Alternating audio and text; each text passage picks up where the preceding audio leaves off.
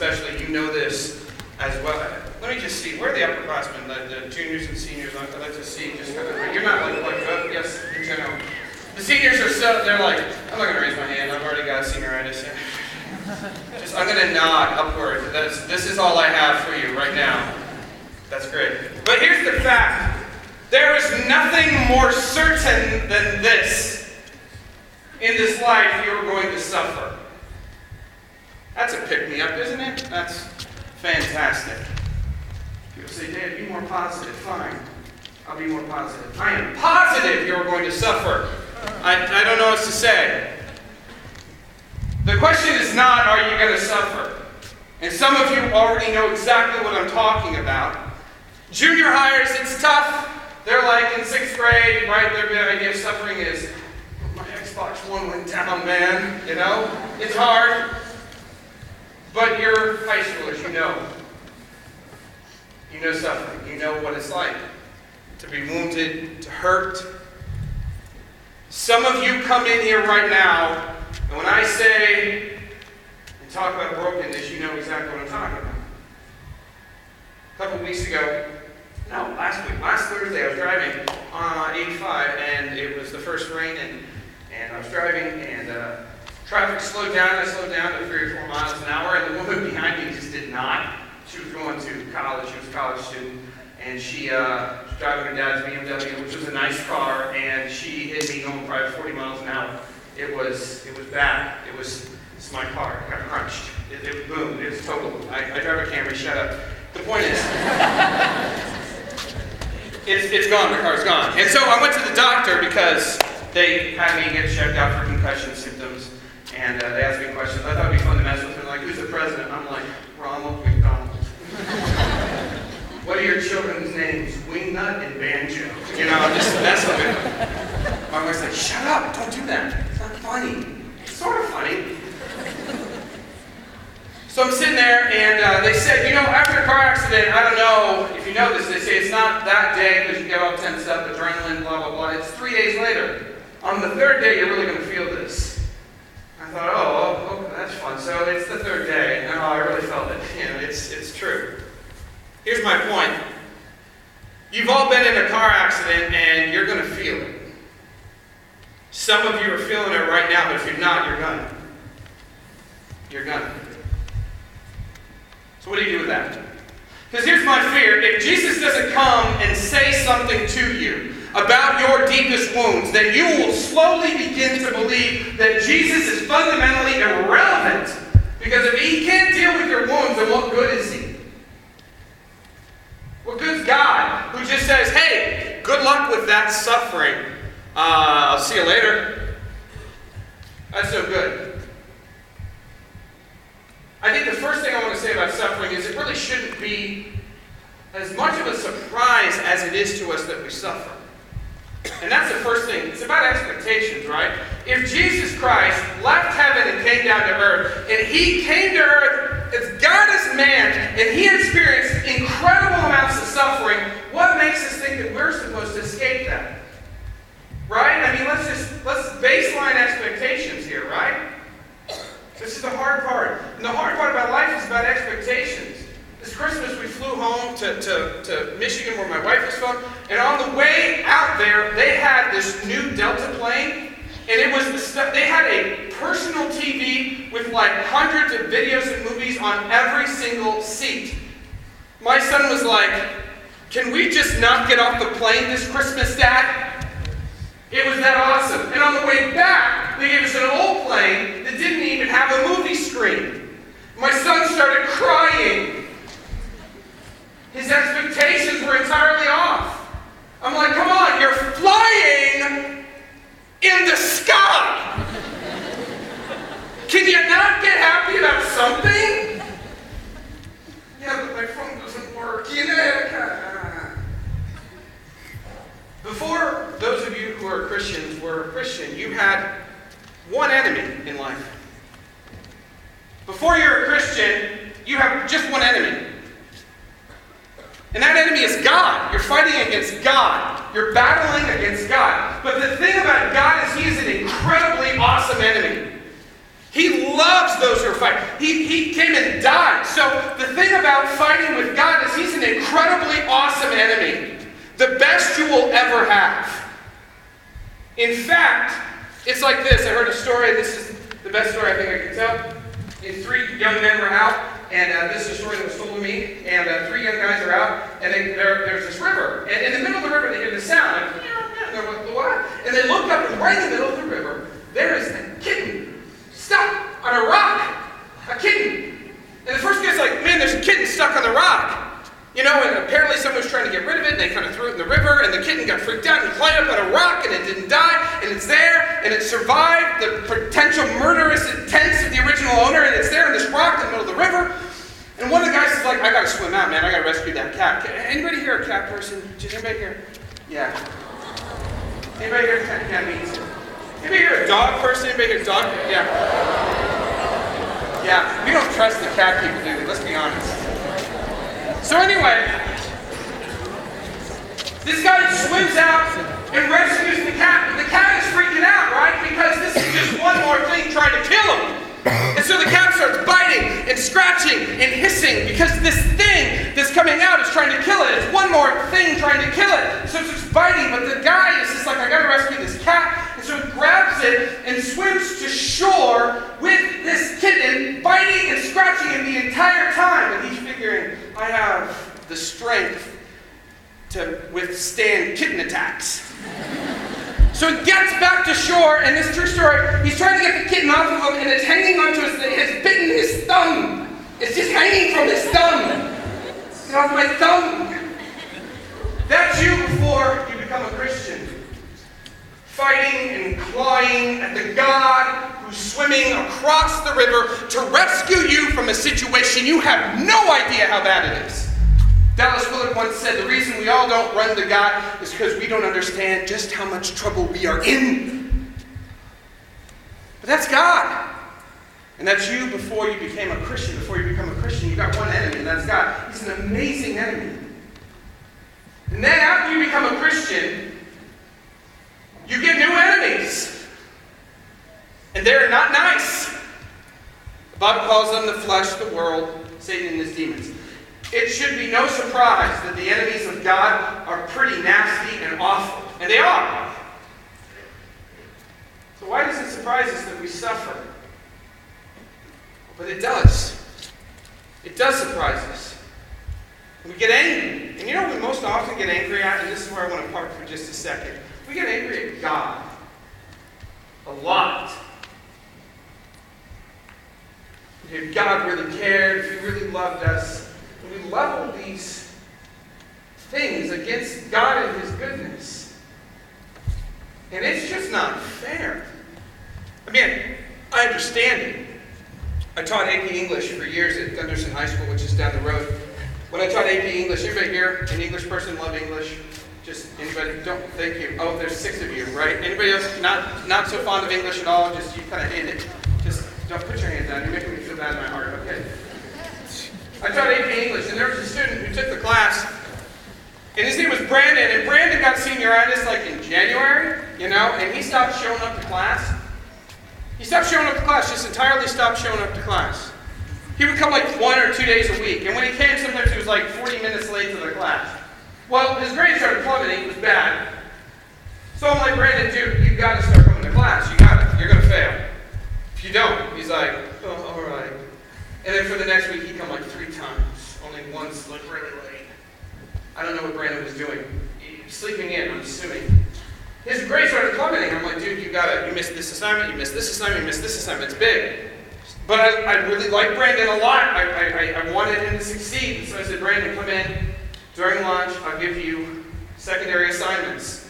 I'll give you extra assignments to make up the ones that you did. They're similar, but they're different. I want you to help. I'll help you structure your papers. I'll help you read the stuff we need to read. If you don't want to read a novel, I'll give you a play because they're way shorter and easier. That's fine. The AP test doesn't care, right? So I'll give you all plays. Just help me help you, right? And he's like, okay, I'll come in. Every day, I tell him this. Well, every day he was there, so like twice a week. And I say, come on, man. Come on. And then finally, midterms come around and he gets his grade and it's in F because he, again, hasn't done anything. And he comes in, he gets in my face and he's like, how could you do this to me? I've never been so mad. I'm like, dude, I'm going to punch you in the throat. What are you talking about? How could I do this to you? Every day! At lunch, I waited for you. I had an open offer. I was going to change my curriculum to make sure you passed. I was bending the rules. I was taking it all on. What are you talking about? How could I do this to you? I think sometimes we treat God the same way. People say, how do you know that God is a good God? There has been a lie that has been circulating the universe since the beginning. It's a lie promulgated by Satan, and he looked at God and said, you're not that good and you're not that loving. It was the same lie that he told Eve in the garden. God's not that good and he's not that loving. And we have believed it as humanity for decades. And I'm telling you, this is the single greatest cause of our suffering. Because suffering is something all of us have to deal with, whether you are religious or not. No matter what your religious background, you have to deal with suffering. And running away from God and saying God doesn't exist, and I'm an atheist, and everything is stupid, and there's no ultimate meaning, does not change the fact that suffering happens. You still have to deal with suffering. You still have to deal with the reality that suffering happens. But now you're left with utter meaningless. You're like Macbeth in that cosmic play. Tomorrow and tomorrow and tomorrow makes our way toward dusty death. Life is a tale told by an idiot full of sound and fury, signifying nothing. Nothing matters. That's a hard place to live. You can live there, but it doesn't change the fact that suffering exists.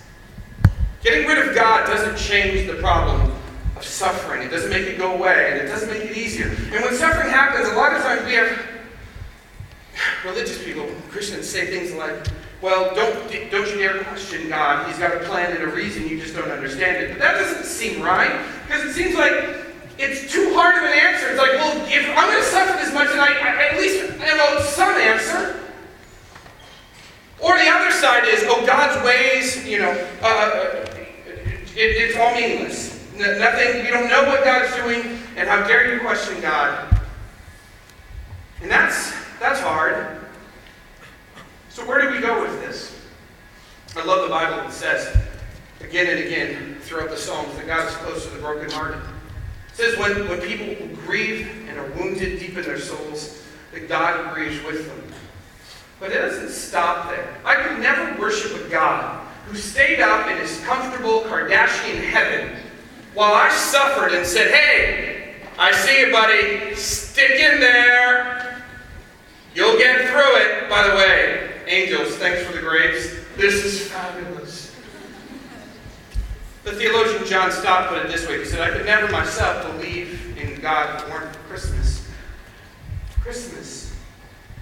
What happened at Christmas? Jesus himself left heaven and came down and got involved in human suffering.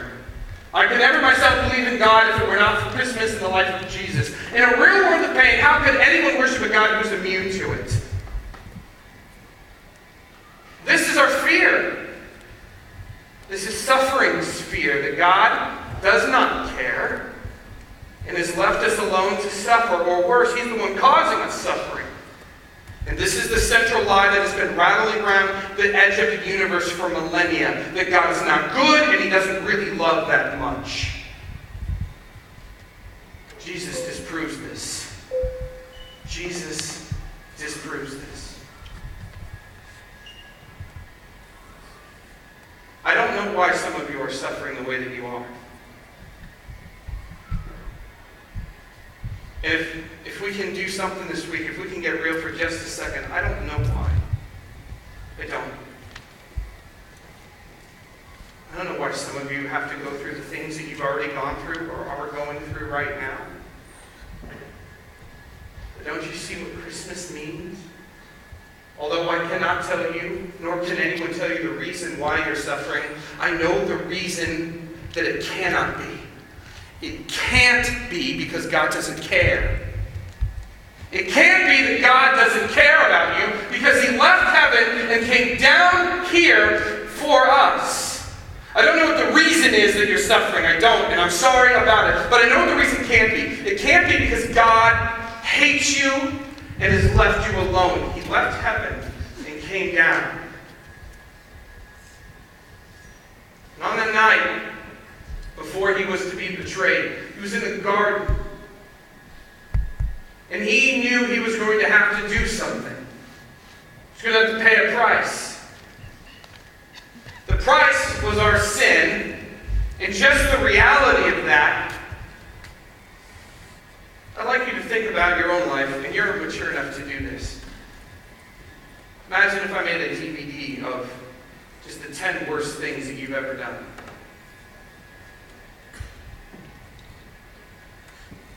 Imagine it were somehow captured.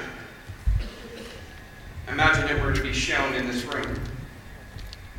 Just your 10 worst.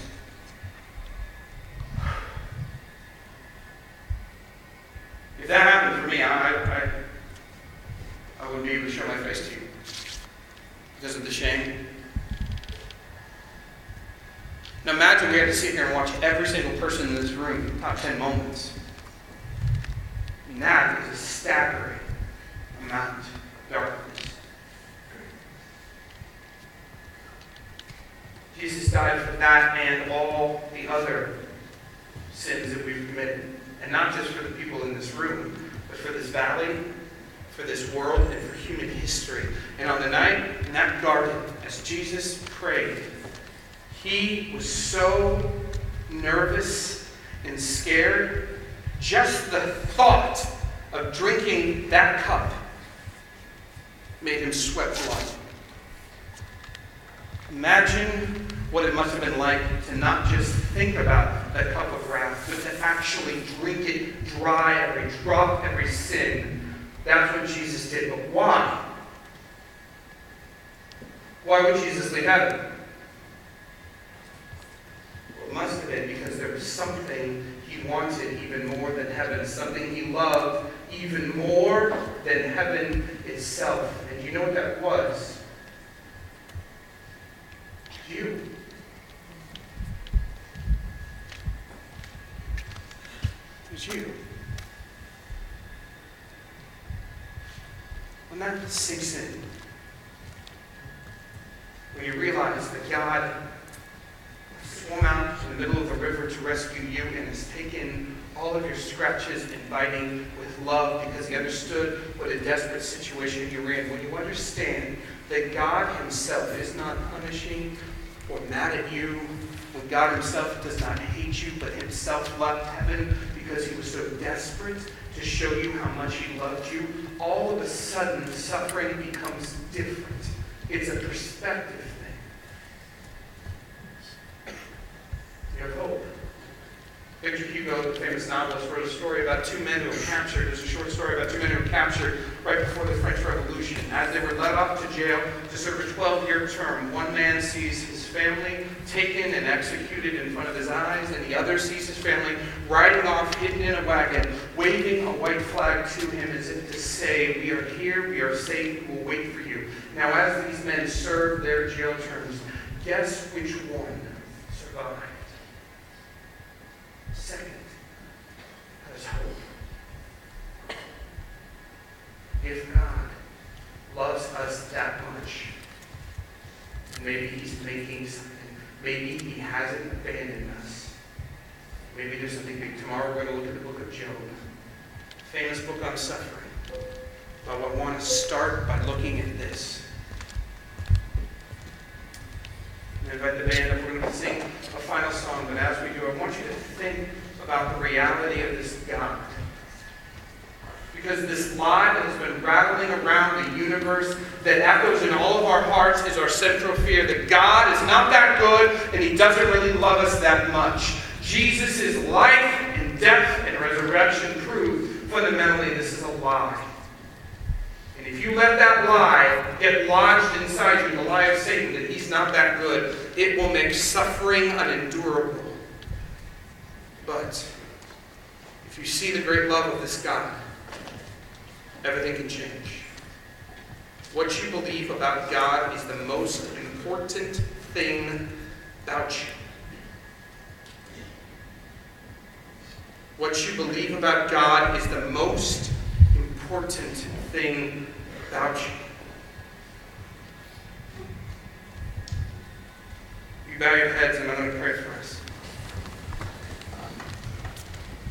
Jesus, as we think about you, I pray that somehow this week we would do damage to that lie, that you're not that good and you don't love us that much.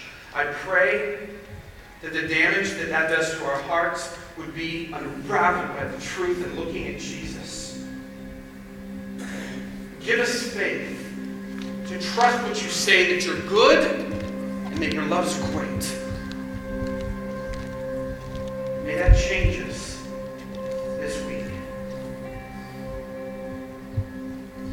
Amen. Will you stand?